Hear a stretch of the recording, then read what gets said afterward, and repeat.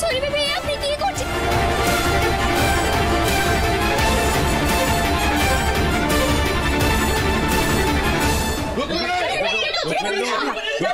একদম চুপ করে থাকবে কৃষ। তোর মনে হচ্ছে না আমি তোকে ভালোবাসি না, নাটক করছি? হ্যাঁ, আমি আজকে নিজের জীবন দিয়ে প্রমাণ করে দেবো যে তোকে আমি কতটা ভালোবাসি। তোর জন্য আমি মরতেও রাজি কৃষ। রুকমিনি আমার কথা শোন, ছেলে মানুষই করিস না। রুকমিনি স্টপ। আমি তো পার করে এটা করো না, এটা করো না, রুকমিনি আমার কথা শোন। কেন কেন কৃষ, কেন আমি তোর কথা শুনবো? এতক্ষণ তুই আমার কথা শুনেছিস? শুনিসনি তো? আমার পরীক্ষা নিচ্ছিস না কৃষ? হ্যাঁ, দেব তো ভালোবাসার অগ্নি পরীক্ষা আমি দেব। তোর সামনে আগুনে পুড়ে আমি নিজেকে শেষ করে দেব। ছেলে মানুষই করিস না।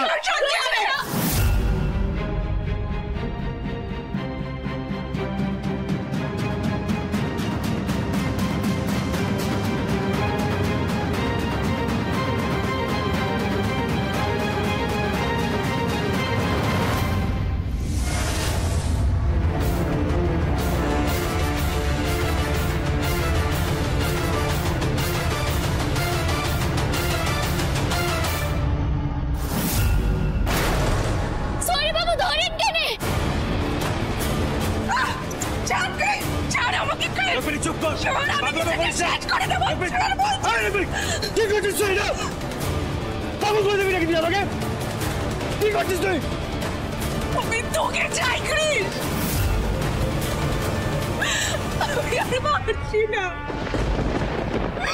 আমি তোকে খুব ভালোবাসি, আমি আর পারছি না। আমি সব বুঝতে পারছি তুই কি বলতে চাইছিস আমাকে, কিন্তু তুই আগে যেটা করিস আর এখন যেটা করতে যাচ্ছিস সেটা ভুল। সেটার মধ্যে কোনোটাই ঠিক নয়। আর তুমি যেটা ওর সাথে করছো সেটা কি ঠিক করছো বেটা?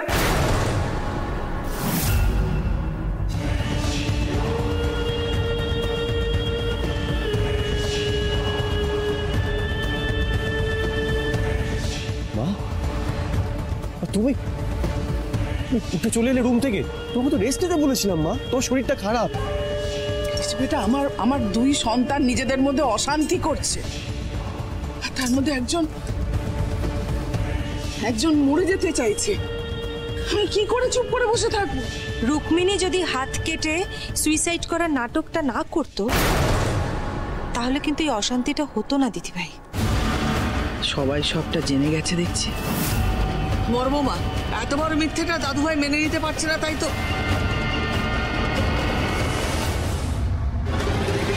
কৃষ,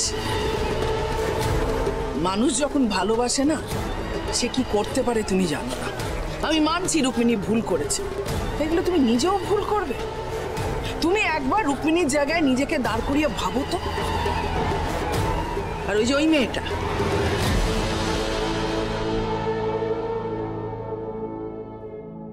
এই মেয়েটার সঙ্গে তোমার জোর করে বিয়ে দেওয়া হয়েছে, যাকে তুমি কোনোদিন ভালোই বাসো।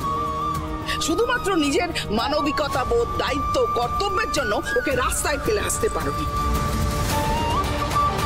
আর তাই ও আজ এই বাড়িতে দাঁড়িয়ে রয়েছে এখানে।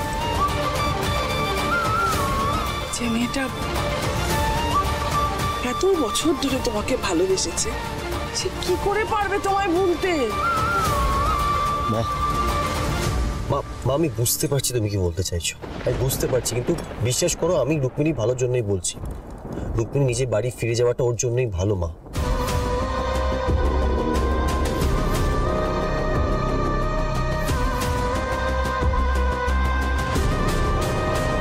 দেখলে তো বিনু, আমাকে সেই কৃষের জীবন থেকে চলে যেতেই হচ্ছে। তোমার দেওয়া কথা তুমি রাখলে না। আপনি চিন্তাটা করবেন না, আমি সৌরভ বাবুর জীবন থেকে চলে তো যাব।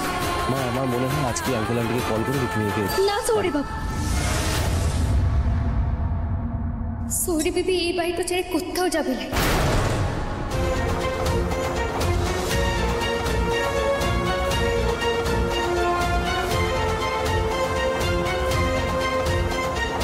সৌরভ বাবু, আপনি শহরে ভেবেকে এই বাড়িটা ছেড়ে চলে যেতে বলবেন না। আমি আপনার কাছে হাত ছোট্ট করে অনুরোধ করছি।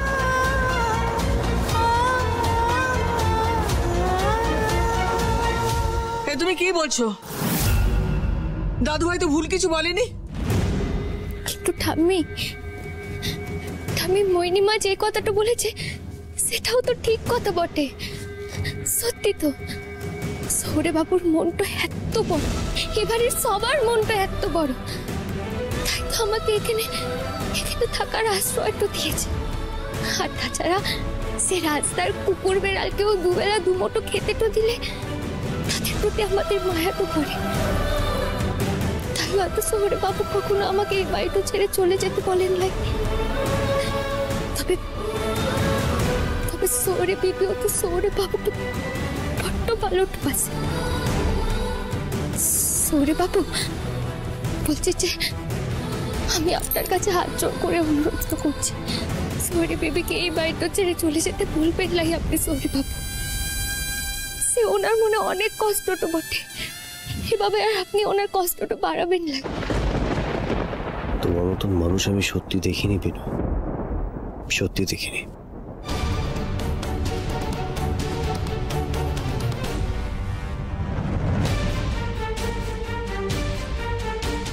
ঠিক আছে, রুক্মিণী তাহলে এখানেই থাকুক।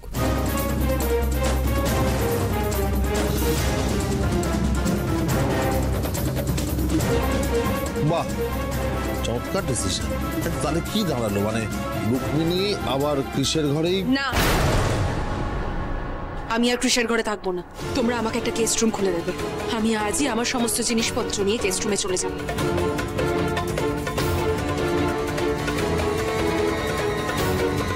যেদিন কৃষ আমাকে আমার যোগ্য সম্মান দিয়ে ওর রুমে নিয়ে যাবে, আমি সেদিন কি ওর ঘরে পা রাখবো।